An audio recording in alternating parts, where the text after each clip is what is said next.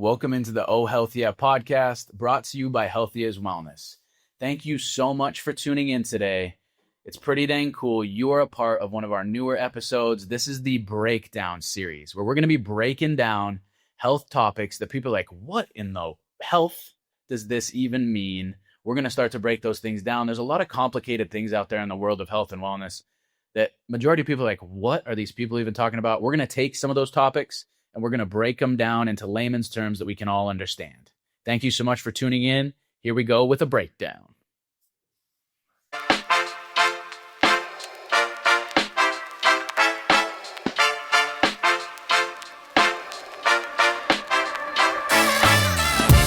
Fasted cardio.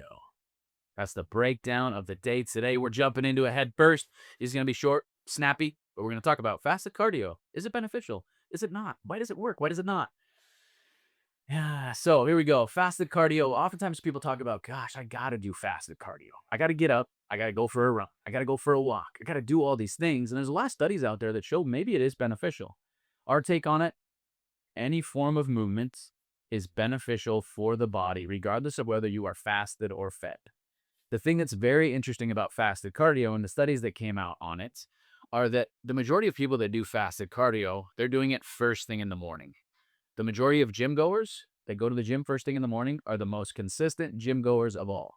So what that really goes to show is that maybe it's not the fasted cardio that's necessarily doing the fat burning, but maybe it's the fact that people are just actually doing the cardio and doing the movement.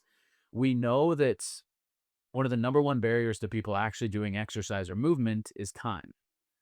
When you do something in a fasted state, oftentimes that's first thing in the morning. There's not a ton of barriers that come up first thing in the morning. There's not the, hey, let's go to dinner, Gus, or hey, the kids got a baseball game. I got to go to that.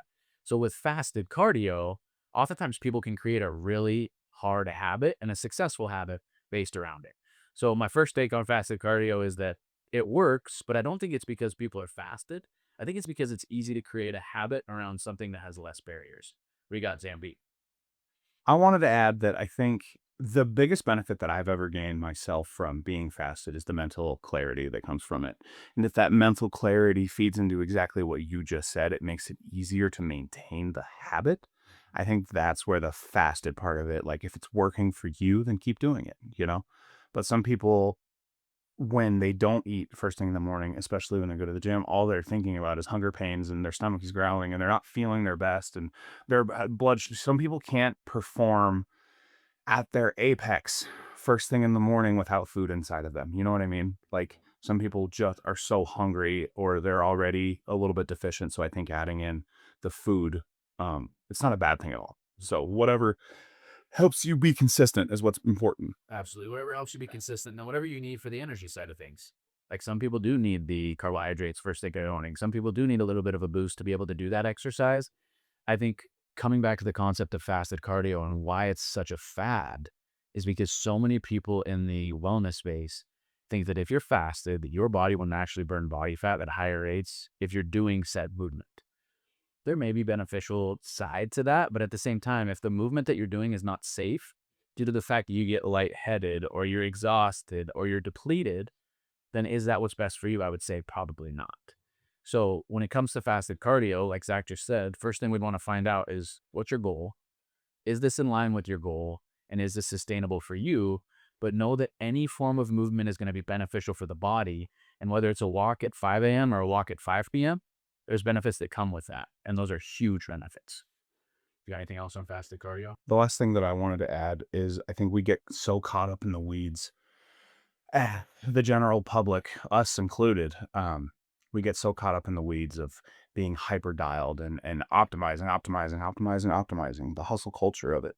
And like you just said, if you try to pull too many levers at once, you're more likely to crash and burn. And it's great if you're fasting, working out at 5 a.m., and you're meditating and you're not doing screen time. You're doing all of these things, but sometimes you have to go back to basics. When I played travel basketball and I was a kid, our inbound play was always called KISS. Did you ever have that in football? It was called Keep It Simple, Stupid. And that was, instead of overcomplicating it, you just take it back to basics and you go. So sometimes when you pull just a couple levers. So like basically the point that I'm getting trying to get across is a piggyback to what you said.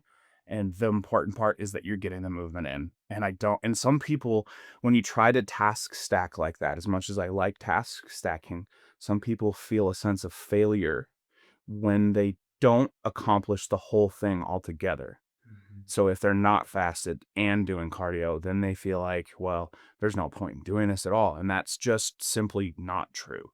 The cardio is 100% the most important part of that equation. It's not the fasted part. So that's the thing that I wanted to add, because when we feel that sense of failure, we're so much likely to fall off of our course. So that's why I have a hard time adding in like adding things like that in, or endorsing something like that. So whatever works for you. Don't get me wrong, but keep it simple. Smiling friends. Yeah, smiling friends. Oh, I agree. I think that's the way that I use it in my own life too, just food for thought is if there's a morning where I wake up and I feel fasted, like I feel good, I might go out and do like low intensity type mobility movements or very light weights. But if I'm ever looking to lift heavy, I don't love doing that on a fast, like in a fasted state. If I'm really trying to push weight and excel, now that's my body. My body is different than anybody else's body, but that's how I use it. If there's a morning where I feel good and energized and fasted and I want to do a little bit of low intensity stuff, great. But I don't dictate success based around I have to do fasted cardio. I rode my bike to work this morning. That's freaking awesome. That's a win. Was I fasted? Yes. But did that matter to me? Absolutely not. It was about riding my bike, getting outside, being able to do that. So, our take on fasted cardio, if you're going to do it, make sure you do it smartly. But really, we don't think that it's the fasted cardio that makes the biggest difference in your life. It's the fact that you're moving, it's the fact that you're doing something that's beneficial for you and you're taking control of your health in a meaningful way. If you guys have anything on hot topics or different things that you want us to break down, let us know. We'll break them down in these episodes. Thank you so much for tuning into this edition of the Oh Health Yeah podcast.